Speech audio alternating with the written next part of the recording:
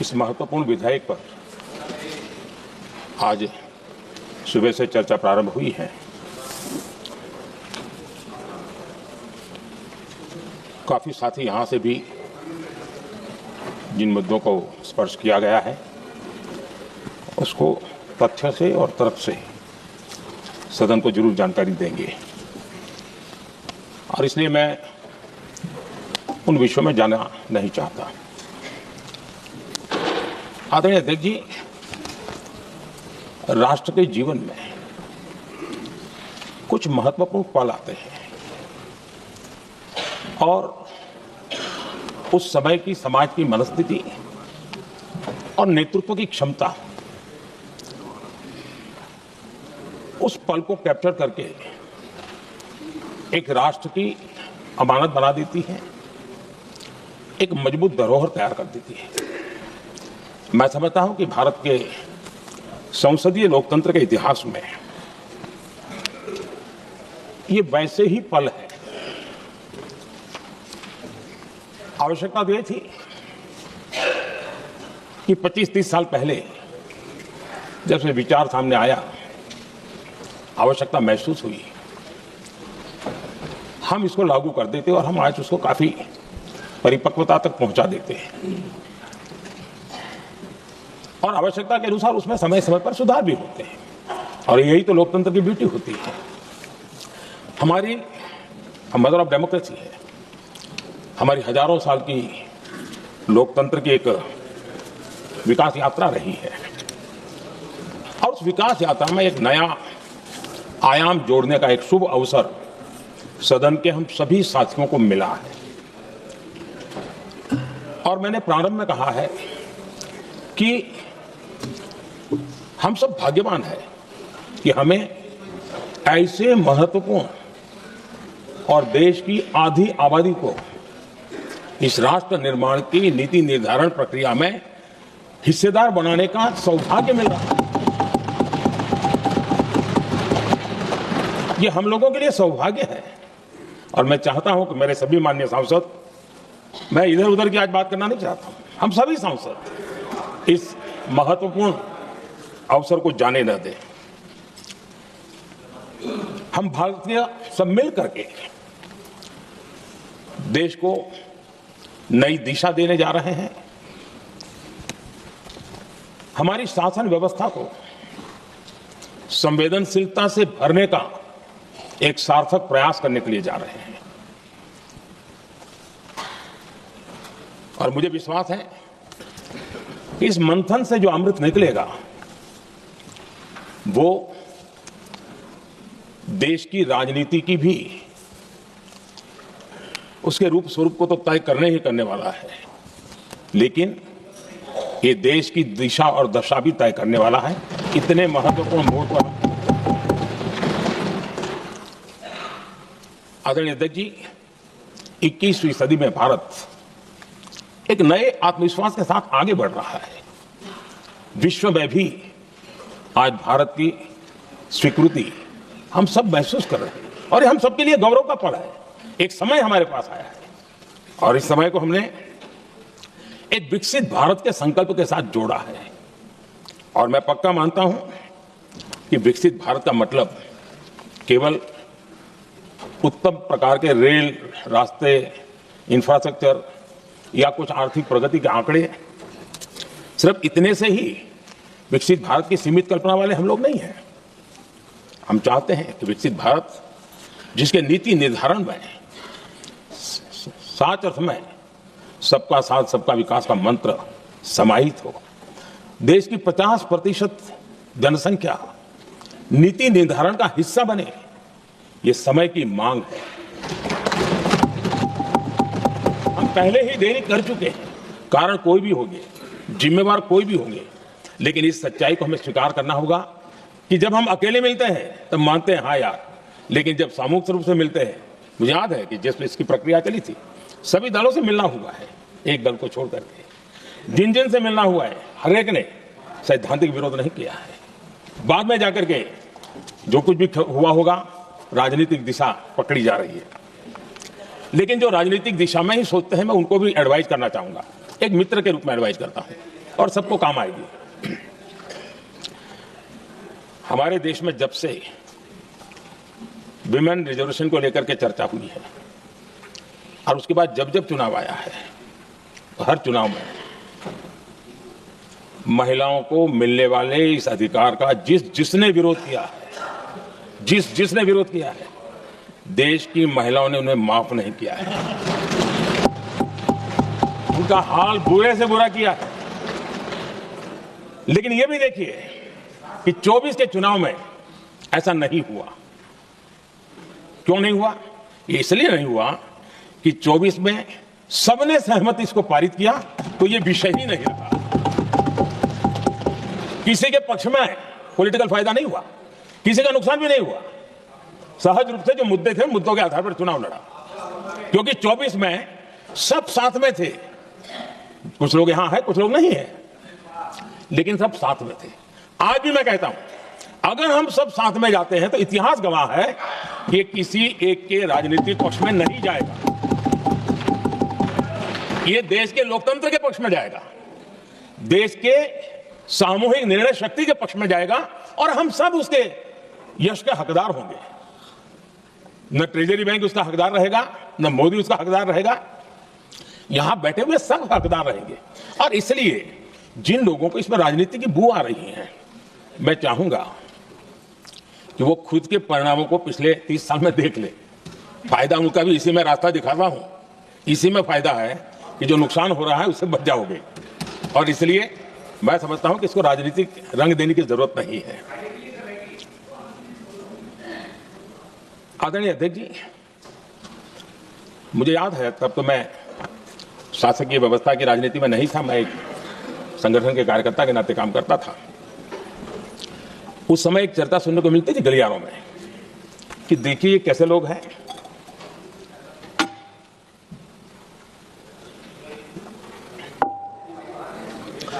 पंचायतों में आरक्षण देना है तो बहुत आराम से दे देते हैं,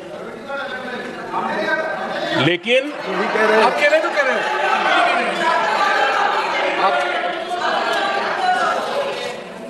पंचायतों में आरक्षण देना है तो आराम से देते हैं, क्योंकि उसमें उनको खुद का पद जाने का डर नहीं लगता है।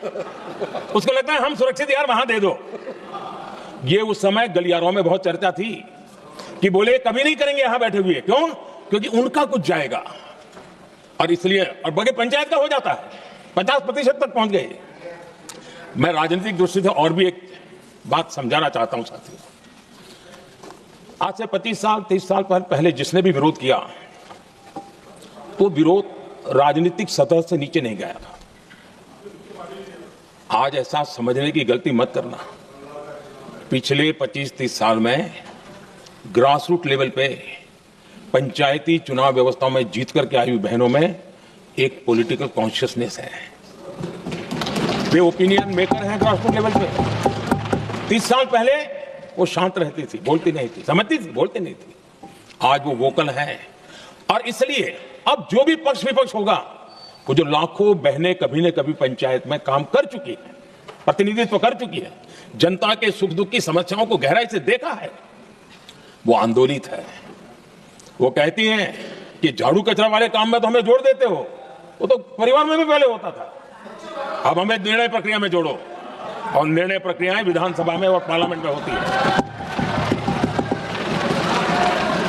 और इसलिए मैं राजनीतिक जीवन में जो लोग प्रगति चाहते, मैं किसी भी सांसद की बात करता हूं, किसी भी एमएलए की बात करता हूं, ये दल वो दल की बात मैं नहीं कर रहा हूं। जो भी राजनीतिक जीवन में सफलतापूर्वक आगे बढ़ना चाहते हैं, उनको ये मान के चलना पड़ेगा कि पिछले 25-30 साल में लाखों बहनें ग्रास रूट लेवल पर लीडर बन चुकी हैं।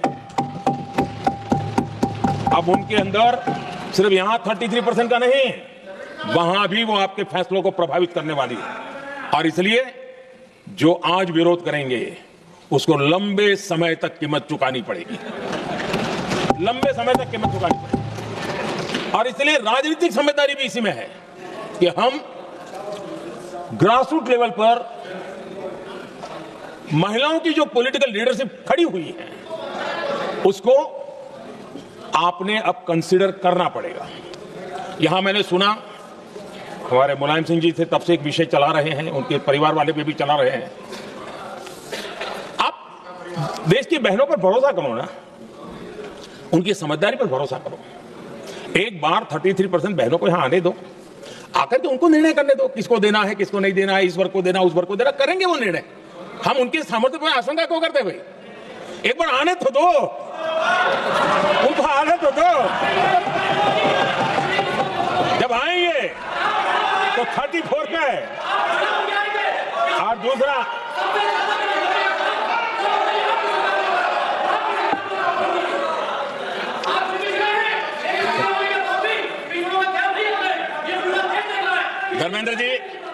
धर्मेंद्र जी, मैं आपका बहुत आभारी हूं कि आपने मेरी पहचान करा दी।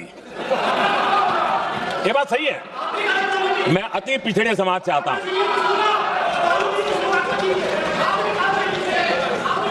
धर्मेंद्र जी, मैं आपका बहुत आभारी हूं, और अखिलेश जी मेरे मित्र हैं तो कभी कभी मदद कर देते हैं।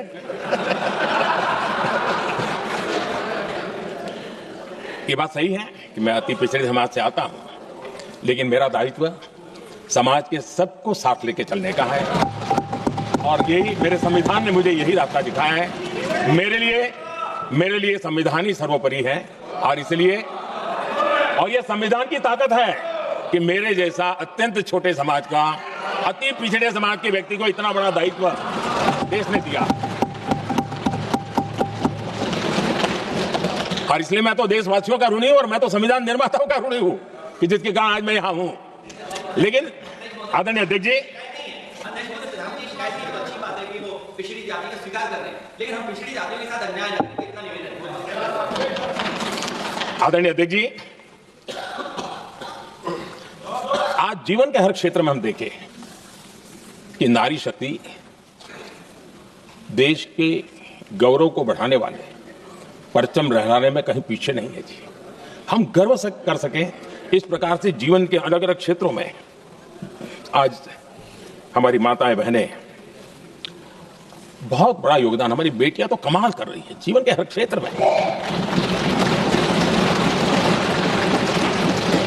इतना बड़ा सामर्थ्य, उसको हम हिस्सेदारी से रोकने के लिए क्यों इतनी ताकत खपा रहे हैं जी?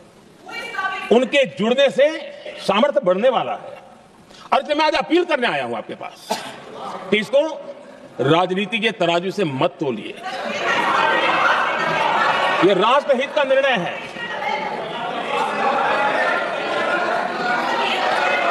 आदरणीय अध्यक्ष जी, आज का हमारा हमारे सामने अवसर, एक साथ बैठ करके एक दिशा में सोच करके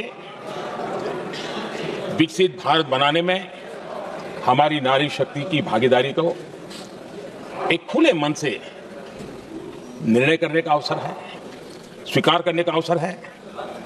और मैंने जैसा पहले ही कहा, आज पूरा देश और विशेष करके नारी शक्ति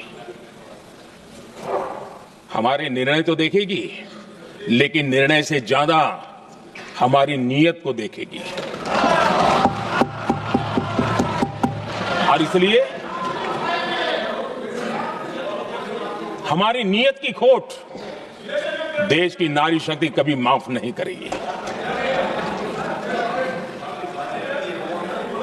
आदरणीय अध्यक्ष जी, 2023 में इस नए सदन में हमने सर्वसम्मति से एक प्रकार से इस अधिनियम को स्वीकार किया था।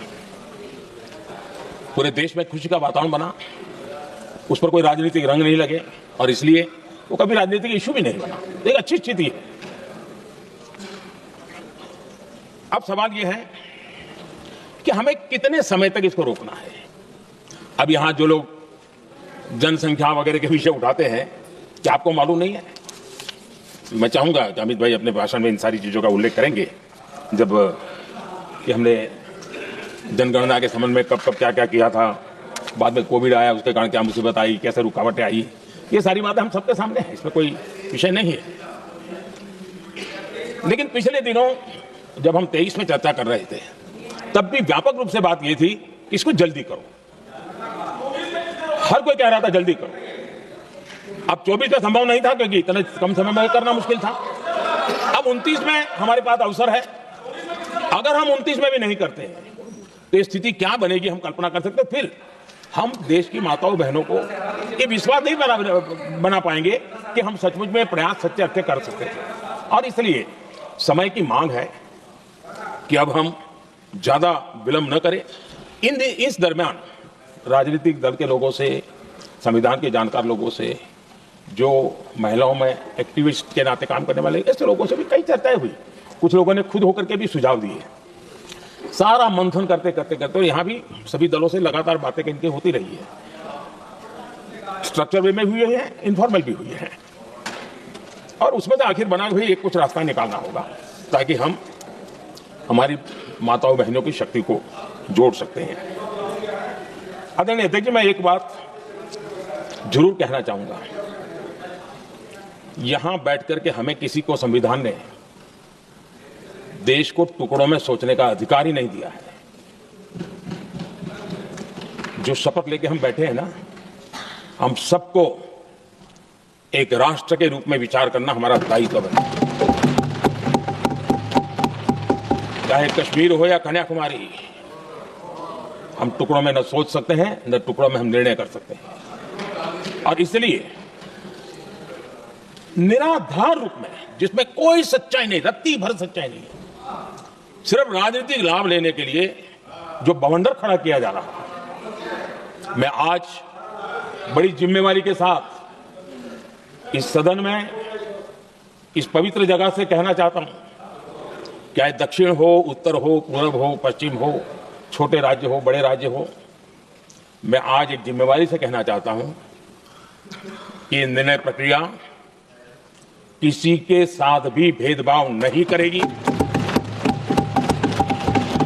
ये निर्णय प्रक्रिया किसी के साथ अन्याय नहीं करेगी। भूतकाल में जो सरकारें रही और जिनके कालखंड में जो परिसीमन हुआ और जो अनुपात उस समय से चला आ रहा है, उस अनुपात में भी कोई बदलाव नहीं होगा और वृद्धि भी उसी अनुपात में होगी।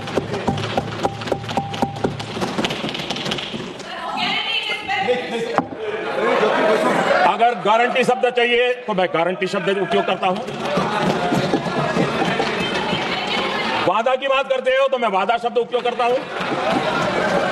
अगर तमिल में कोई अच्छा शब्द हो तो वो भी मैं बोलने के लिए तैयार हूं,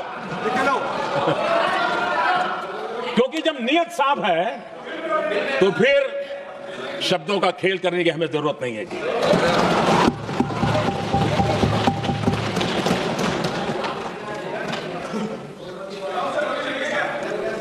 आदरणीय अध्यक्ष जी, मैं आज सदन के सभी साथियों को यह भी कहना चाहता हूं कि साथियों, हम भ्रम में न रहे, हम उस अहंकार में न रहे, और मैं हम शब्द प्रयोग कर रहा हूं, मैं और तुम की बात नहीं कर रहा हूं। हम इस भ्रम में न रहे कि हम देश की नारी शक्ति को हम कुछ दे रहे हैं। जी नहीं, उसका हक है। और हमने कई दशकों से उसको रोका हुआ है। आज उसका प्रायश्चित करके हमें उस पाप में से मुक्ति पाने का अवसर है।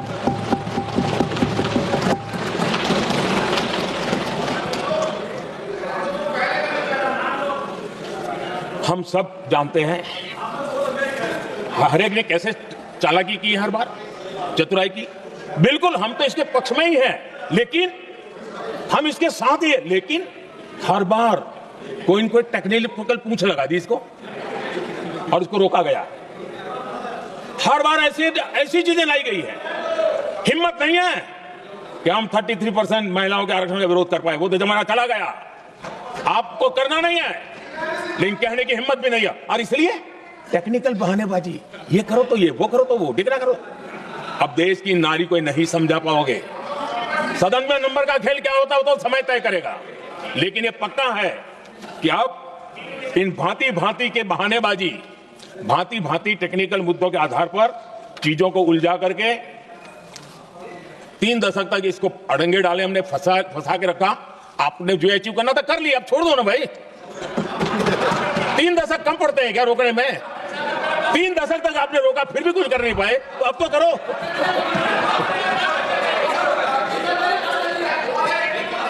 आदरणीय अध्यक्ष जी,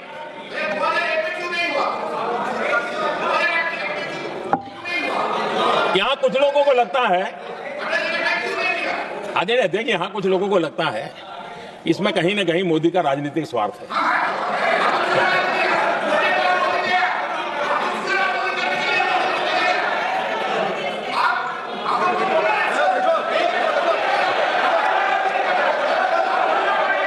अरे भाई, इनको बोलने दीजिए, वहां पर बेचारे के मुंह पे ताला लगा हुआ है, वो बगल में कोई बोलने नहीं देता उसको।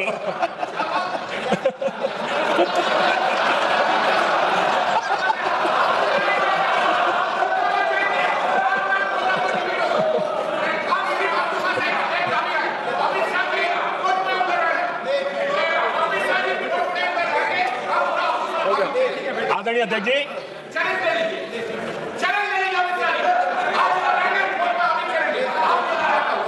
आदरणीय अध्यक्ष जी,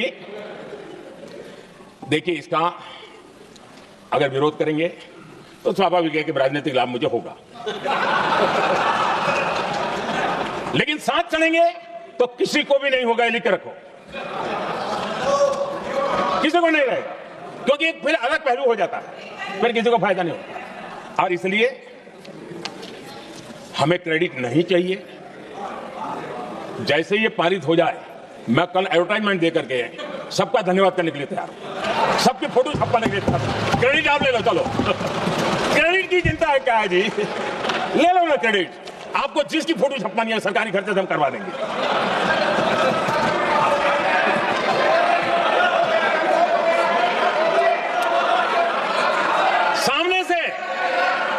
सामने से क्रेडिट का ब्लैंक चेक आपको दे रहा हूं।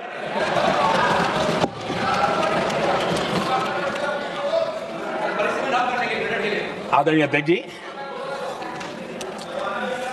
हमारी संसदीय लोकतंत्र में महिलाओं की भागीदारी ये सिर्फ आंकड़ों का खेल या एक लोकतांत्रिक व्यवस्था में सुधार इतना सीमित नहीं है। लोकतंत्र की जननी के रूप में, मदर ऑफ डेमोक्रेसी के रूप में ये निर्णय भारत का कमिटमेंट है, ये सांस्कृतिक कमिटमेंट है।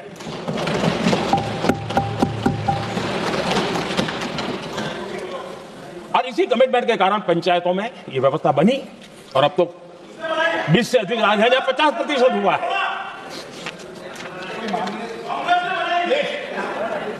और हमने अनुभव किया है, मुझे लंबे अरसे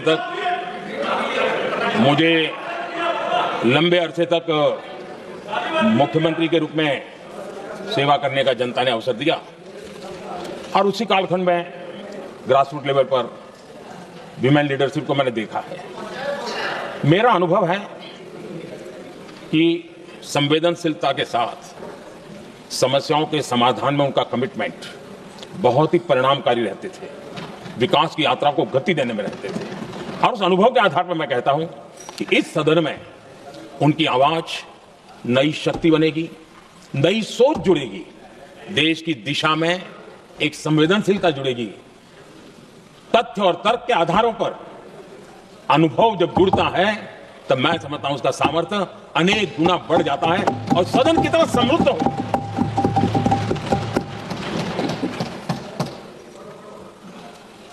आदरणीय अध्यक्ष जी, हमारे देश में अनुभवी नारी शक्ति की कोई कमी नहीं है, सामर्थ्यवान में कोई कमी नहीं है। भरोसा करें, वे कंट्रीब्यूट करेंगे, बहुत अच्छा कंट्रीब्यूट करेंगे।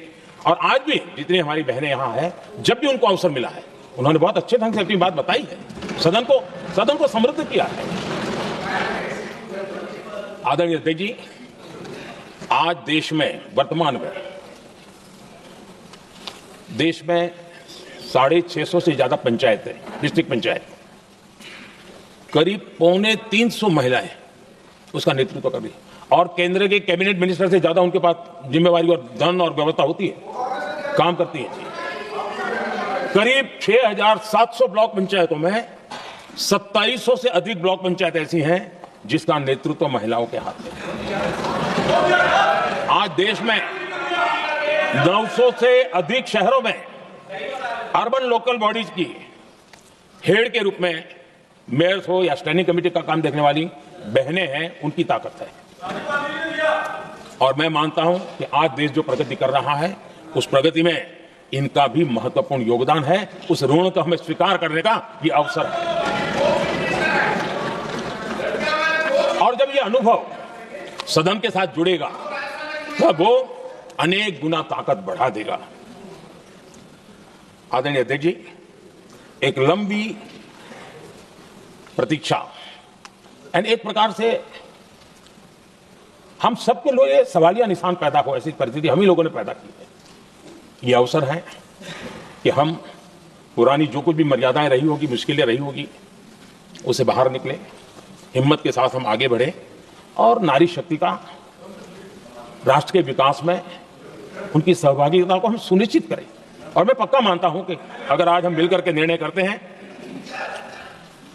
और मैं तो आग्रह करूंगा कि हमें सर्वसम्मति से इसको आगे बढ़ाना चाहिए। और जब सर्वसम्मति से बढ़ता है तो ट्रेजरी बेंच पर एक दबाव रहता है, उनको भी लगता है भाई सबका इसमें हक है, हर एक की बात मान के चलो, कोई नुकसान नहीं है। सामूहिक शक्ति से तो अनेक परिणाम हमें अच्छे मिलते हैं। आदरणीय अध्यक्ष जी,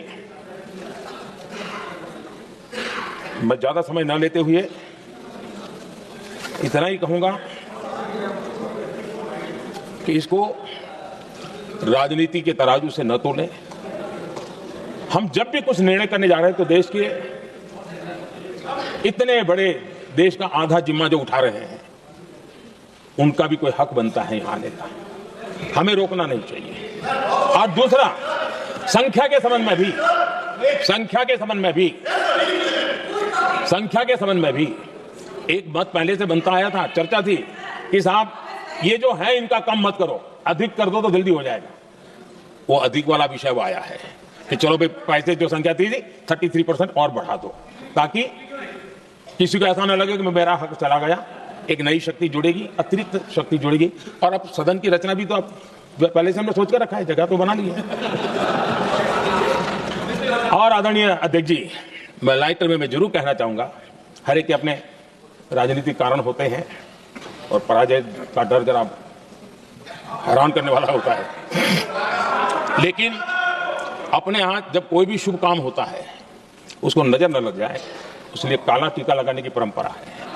मैं आपका धन्यवाद करता हूं काला टीका लगाने के लिए। बहुत बहुत धन्यवाद।